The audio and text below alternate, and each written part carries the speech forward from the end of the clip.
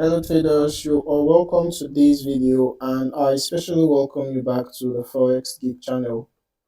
In this video, we are going to discuss the whole moving average trend indicator. Alright, the indicator is quite an effective one, even though it does not guarantee profit. Now, it's quite a unique indicator, and if you are a fan of trend following strategies, then you might find this indicator really insightful, right? And you might want to consider adding it to your trading toolkit because this indicator combines two whole moving averages with different periods, all right, delivering precision in trend analysis. Now, I'm just going to be adding the indicator to the chart. It's a custom indicator, so you have to download it from an external source and add it to your indicators library before you'll be able to use it on your charts.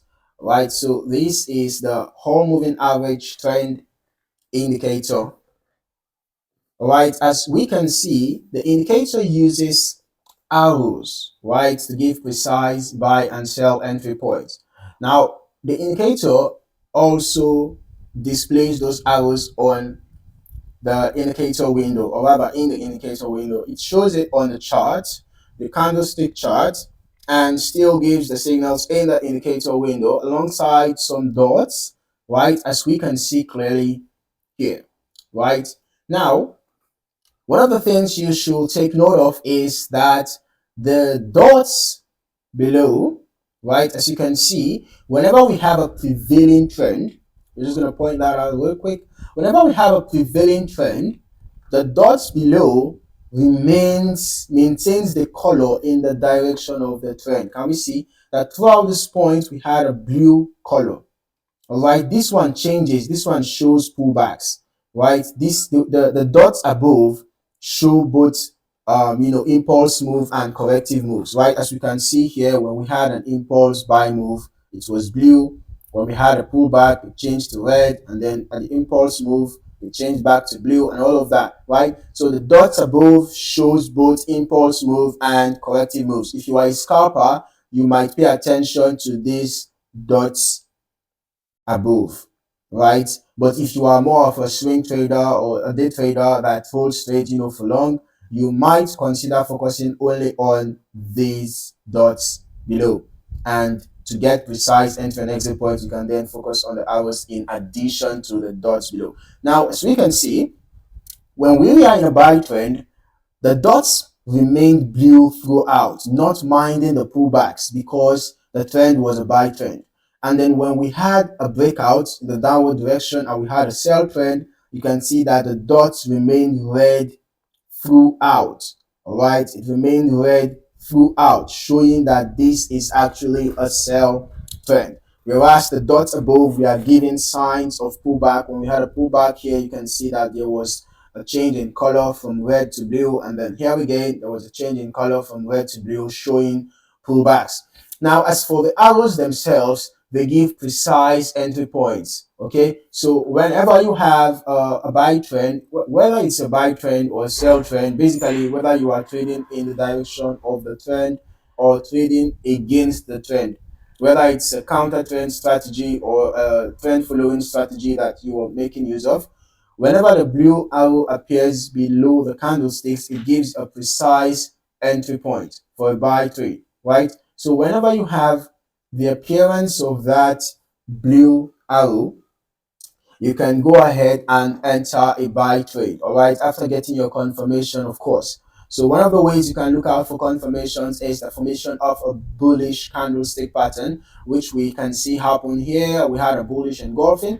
Now that is just a confirmation, right? Oh, so whenever we get our confirmation for a buy, we can go ahead and enter a buy trade, set stop loss below the low, right, the swing low. You could either use a tight stop loss below that particular swing low if your bullish confirmations has been observed, right? But if there was not necessarily a bullish confirmation yet, but you still wanted to go ahead and enter that buy trade, then you can use the previous swing low for your stop loss instead. Okay, the reason for that is we could possibly have a continuation of the pullback before we have an upward move, right? But so long as that bullish structure is maintained, so long as that bullish trend is valid, the price is not supposed to go below the previous swing low. But if you've got a bullish confirmation already, you can go ahead and set your stop loss, a tight stop loss below that bullish confirmation. Okay, then as for your take profit, you can use the nearest swing high, or resistant levels. You can use resistant levels for your take profit, or you can decide to wait for a red arrow to form. But the formation of a red arrow as your exit signal for a buy might not always be reliable. The reason is that sometimes the red arrows might not form as exit signals, they might only form as sell signals. So, and sell signals come when the indicator likely has confirmed that a sell move is about to happen. So in this case, can we see that there was a consolidation here? Yeah, there was a consolidation here. So there was no confirmation of a sell yet. So there was no formation of red arrows. Right, hope you get the point. So because red arrows did not form here as a result of this indecision, this state of indecision, if you were waiting for a red arrow to form to exit your buy trade, then you would have given back significant profits to the market, because this was where the red arrow formed after we had a sell confirmation. We had a breakout from this M chart pattern. You can see this is an M chart pattern. So after we had a breakout from that pattern and a retest, we can see that the red arrow formed, giving us a sell signal. Okay, so mind you, the red arrows give sell signals and the blue arrows give buy signals. So sometimes they might not always be reliable using as exit signals. Okay, so instead of using the opposing signals for your exit signals, I would recommend using resistance and support zones for your exits, or using indicators such as the moving averages to confirm your exits. All right, so when you want to confirm your buy exit, for example, you can see that at this point, when the price broke below the moving averages, was a good confirmation that a sell is possibly about to start. Okay, so make use of both support and resistance zones and any other indicator of your choice for confirmations. Okay, make use of trend lines as well, because they give you insights, right? They give you significant insights into potential reversal points. As we can see, you can see that we had a trend line joining this low and this low. We can see that we had a trend line at this point that gave us a confirmation of bearish breakouts. Can you see that?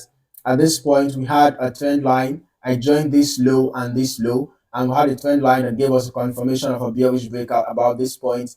Right after the 20 EMA gave us a bearish breakout signal as well. All right. So whenever you are using the HMA is short for whole moving average, right?